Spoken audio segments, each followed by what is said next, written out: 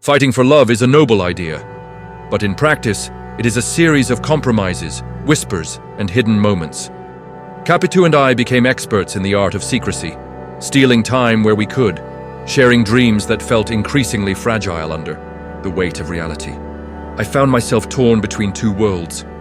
On one side was my mother, whose vision for my future was rooted in tradition, propriety, and the preservation of our family's status. On the other was Capitu, whose love was a rebellion against all of it, a promise of a life built on passion and equality.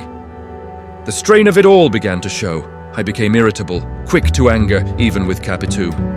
One evening, as we sat in the garden, I snapped at her over something trivial. A comment about the weather, of all things.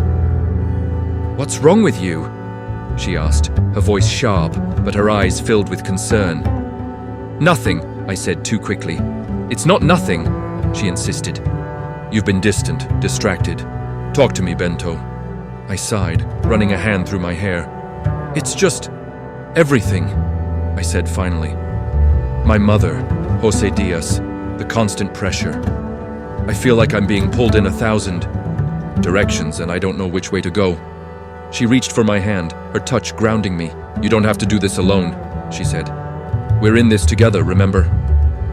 Her words were a balm to my frayed nerves, but they couldn't erase the growing sense of unease. The unease deepened when Jose Diaz began to involve himself more directly in my life. He had always been a meddler, but now his interference took on a more sinister tone. "Your mother is worried about you," he said one afternoon as we walked through the streets of Rio. "She feels you're distracted." "Distracted?" I asked, though I knew exactly what he meant. "Yes," he said, his tone heavy with implication. "By a certain young woman." I stopped walking, turning to face him. "What are you trying to say?" "I'm saying that your mother only wants what's best for you," he said, his voice oily with false concern.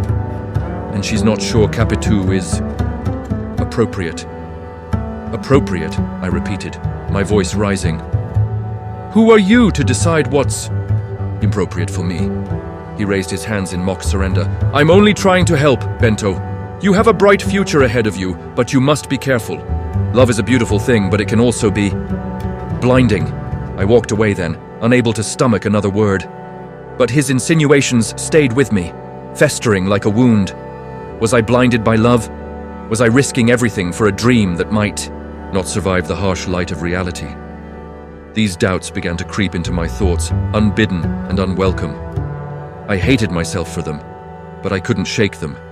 And as much as I tried to hide them, Capitu saw through me. "You're different," she said one evening, her voice tinged with sadness. "You don't look at me the way you used to." "That's not true," I said, though even as I said it, I knew it wasn't entirely honest. "Isn't it?" she asked, her eyes searching mine. "What's changed, Bento?" "Nothing," I said quickly. "Everything's fine." But it wasn't fine. The world around us was closing in, and I didn't know how to stop it. One night, as I lay awake in bed, I found myself thinking about my mother's words, Jose Diaz's warnings, and the countless whispers that seemed to follow Capitu wherever she went. The doubts I had tried so hard to suppress came rushing to the surface, and for the first time, I wondered if they might be right. The thought terrified me, but I couldn't ignore it. And once the seed of doubt was planted, it began to grow, slowly but surely, casting a shadow over everything Capitu and I had built. Love is a fragile thing, easily shaken by doubt and fear. In the next chapter, I'll tell you how these doubts began to shape my actions and how they set the stage for everything that was to come. Don't miss it.